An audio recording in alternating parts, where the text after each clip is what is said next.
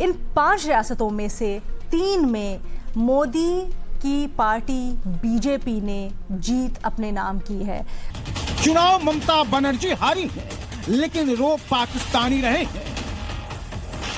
बंगाल का किला बीजेपी ने पता क्या किया, पाकिस्तान में हाय तौबा मच गया। शहबाज से लेकर फील्ड मार्शल मुनीर तक की रातों की नींद उड़ गई। जीत जो बीजेपी को मिली, इसका ताल्लुक पाकिस्तान के लिए खतरे में क्यों है? बांग्लादेश और पाकिस्तान के लिए इस जीत में खतरा क्या है? बंगाल के इलेक्शन हुए हैं तो लगता ये था, बाज एनालिस्ट की राय ये थी कि क्योंकि इंडिया ये जंग हार चुका है पाकिस्तान के हाथों, बहुत शर्मिंदगी उठानी पड़ी है और इंडिया की वो अहमियत नहीं है जो पाकिस्तान की है मिलिटरीली अगर आप बात करें, तो इसका असरात बंगाल के इलेक्शन पे होंगे, खास तौर पे इसलिए कि पिछले 10 साल से भारतीय जनता पार्टी जो नरेंद्र मोदी की पार्टी है वो वहां पे इलेक्शन हारती आई है। आज आलम यह है कि मुस्लिम अक्सरियत होने के बावजूद बीजेपी ने लैंडस्लाइड विक्ट्री ली है। उसने लगता है सीट छोड़ी, कोई नहीं और तो और ममता बनर्जी अपनी सीट हार गई है बीजेपी के सामने। अब Hindu nationalism has one, Bengali nationalism has lost. ये जो वेस्ट बंगाल में हुआ है ये बड़े इंपॉर्टेंट बात हुई है, क्योंकि अब हिंदुत्व का गलबा पूरे नॉर्थ इंडिया में नहीं था सिर्फ, अब उधर भी आ गया है। इसका मतलब है, और अभी एजाज साहब से भी बात हो रही थी, वो जो हमले कर रहे हैं मुसलमानों के ऊपर, जो बीजेपी की एक पॉलिटिक्स है, एंटी मुस्लिम पॉलिटिक्स, उन्होंने उस कैंपेन को भरपूर तरीके से इस्तेमाल किया वेस्ट बंगाल में, और ममता बनर्जी के हवाले से उन्होंने एक ये परसेप्शन बना दिया कि वो प्रो मुसलमान है।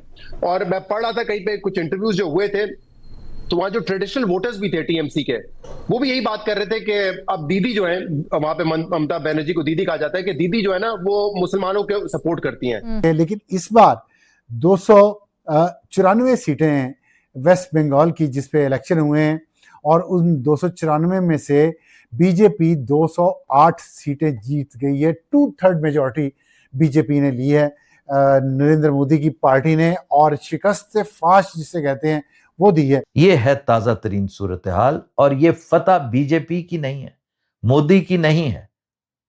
दरअसल ये फतह हिंदुत्व की है। बड़ी मेहनत से आबियारी की है मोदी और उसके हमनवाओं ने हिंदुत्व की।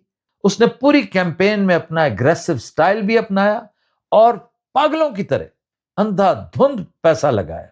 तो कुछ लोग ये भी कहते हैं कि काफी वोटर्स लिस्ट में काफी घपला किया गया, जो ये कोर्ट भी लेकर गई थी, लेकिन कोर्ट में इनको कामयाबी नहीं हुई। आपको पता है कोर्ट्स भी वहां पे किसके जेरे असर है। तो चुनाचे ऐसा लगता है कि वो एक हिंदुत्व की वेव ने मगरबी बंगाल को भी अपनी लपेट में ले लिया है, और दूसरा ये कि अमित शाह जो हैं वो अब तैयार हो रहे हैं एज दी पॉसिबल, यानी उनकी पोजीशन काफी कंसोलिडेट हो गई है मोदी साहब के सक्सेसर के तौर पर। इंडिया का मुआशरा, सोसाइटी वहाँ की और वहाँ की डेमोक्रेसी अब हिंदुत्व के नजरिए पे चलना शुरू हो गई है, और एक ऐसी इंतहा पसंदी की तरफ वो जा रहे हैं जहाँ पे जमहूरियत या जमहूरी रवैये या अकलियतों के मफादात, अकलियतों के राइट्स वो महफूज नहीं रहेंगे। और आप देखें कि जो इलेक्शन है पूरा ये वाला जो हुआ है वेस्ट बंगाल का, ये भारतीय जनता पार्टी और नरेंद्र मोदी साहब ने इस बुनियाद पे लड़ा है कि हिंदू वोट जितना है वो सारे का सारा बीजेपी का है और बीजेपी को जाना चाहिए। तो उन्होंने हिंदू मुस्लिम नजरिया, 2 कौमी नजरिया जिस पे पाकिस्तान बना था, वो 2 कौमी नजरिया बीजेपी ने अडॉप्ट कर लिया है। और आज रिजल्ट यह है कि मुस्लिम अक्सरियत वाला सूबा भी बीजेपी के हाथ चला गया। वो जो भारतीय तज्जियाकार सुबह से कहते, चिल्लाते सुनाई दे रहे हैं कि winning Bengal is a major blow to the Indian secularism. और ये फैक्ट है, 2 ड्रीम्स टार्निश हुए हैं इन सालों में। हमने 2 ख्वाब रेजा रेजा होते देखे, एक द फेमस अमेरिकन ड्रीम और दूसरा इंडिया का सेक्युलर ड्रीम। लेकिन बीजेपी ने किस्सा मुख्तसर फिरका परस्ती और मुस्लिम मुखालिफ प्रोपेगेंडे को वाहिद टूल के तौर पर इस्तेमाल किया, हिंदू वोटर को मुत्तहिद किया। ये है उनका सबसे बड़ा कमाल। यही वजह है कि जिए बांग्ला सुर्ख सलाम की बजाय जय श्री राम के वहां पे नारे देखने को सुनने को हमें मिले। उसके बाद इलेक्शन कमीशन ने जो इस सुप्रीम कोर्ट के फैसले को बुनियाद बना के वहां वोटर लिस्ट में जो रद्दबदल किया है, उस पर उन्होंने क्या किया? उस पर उन्होंने ये किया है कि 6 मिलियन 60 लाख मुसलमान वोटर्स जो हैं उन्होंने लिस्ट में से निकाल दिए हैं, ये कह के कि ये मर गए।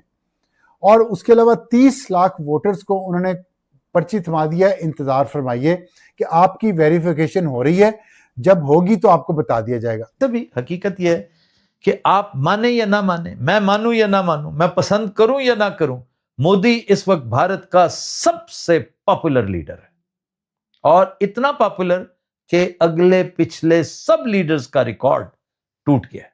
अब तो उस पे क्वेश्चन मार्क बहुत उठे हैं कि जो प्रोसेस इन्होंने शुरू किया उसमें टारगेट किसको किया गया है? वो टारगेट किया गया मुसलमान वोटर्स को, क्योंकि मुसलमान वोटर्स का वजन जो था वो टीएमसी को जितवाता था, और मुसलमान वोटर को अगर आप निकाल दिया जाए उस इक्वेशन में से और हिंदू वोटर को कहा जाए कि आप सबने बीजेपी को वोट देने हैं, तो वो 6% जो फर्क पड़ा है 40% का और 46% का, उससे सीटें कितनी बन गई? 208। तो इस पर्सपेक्टिव में वो ख्वाब डिस्कस होना जरूरी है जो मोदी का ख्वाब है, बल्कि हिंदुत्व का ख्वाब है, इस सोच का ख्वाब है कि मुसलमानों से 1000 साल पुराना बदला लेना है। दूसरा, पाकिस्तानी फौज को सबक सिखाना है, इसलिए कि वो सारे का सारा आतंकवाद, सारी की सारी दहशतगर्दी वो पाकिस्तानी फौज के खाते में डाल देते हैं। थर्ड मेजॉरिटी बीजेपी ले गई है, और राहुल गांधी ने कहा है कि ये धांधली की आला तरीन मिसाल है, पूरी दुनिया में ऐसी मिसाल नहीं मिलेगी। राहुल गांधी अपोजिशन लीडर हैं, उन्होंने कहा कि जो मोदी सरकार ने की है, पहले जो बिहार में इलेक्शन हुए थे उसमें भी धांधली का इल्ज़ाम लगाया था इन पे, बीजेपी पे राहुल गांधी ने, और इलेक्शन कमीशन पे भी इल्ज़ाम लगाया उन्होंने।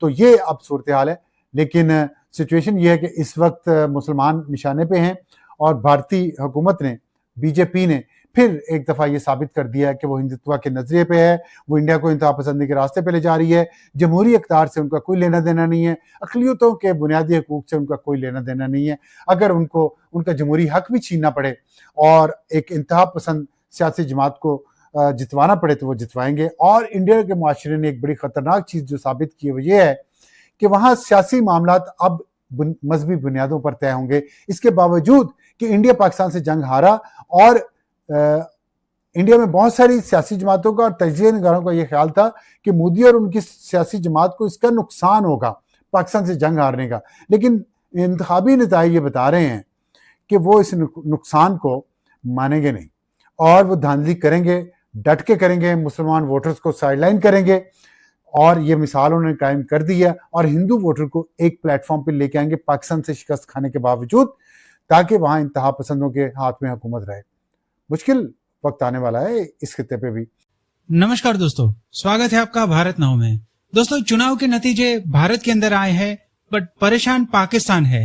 पाकिस्तानी मीडिया के अंदर बंगाल इलेक्शन को लेकर काफी ज्यादा चर्चाएं हो रही है, मानो कि पाकिस्तानी मीडिया ये कहना चाह रही हो कि हम इस इलेक्शन के रिजल्ट्स को नहीं मानते, बट वो कह नहीं पा रहे हैं।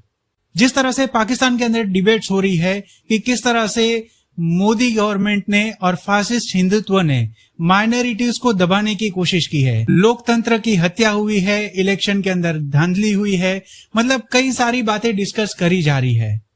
पाकिस्तान सबसे ज्यादा परेशान वेस्ट बंगाल के लिए है, क्योंकि ये बांग्लादेश से सटा हुआ है, और जिस तरह से वहां पर मुस्लिम मेजोरिटी ज्यादा है, क्योंकि बांग्लादेशी घुसपैठिए हमेशा बंगाल के अंदर पाए जाते हैं, इस बात को लेकर पाकिस्तान काफी ज्यादा परेशान है। इसके अलावा जो आईएसआई के फुटप्रिंट हाल फिलहाल में बांग्लादेश के अंदर सबसे ज्यादा थे, अब बीजेपी की सरकार बनने पर बॉर्डर और भी ज्यादा सिक्योर हो जाएंगे, और इसी का डर पाकिस्तानियों को सबसे ज्यादा है। जो तैयारियां आईएसआई ने करी थी भारत के ऊपर इंटरनली प्रॉब्लम्स क्रिएट करने के लिए, वो अब बहुत ही ज्यादा मुश्किल हो जाएगा, क्योंकि बीजेपी की सरकार वहां पर मौजूद होगी।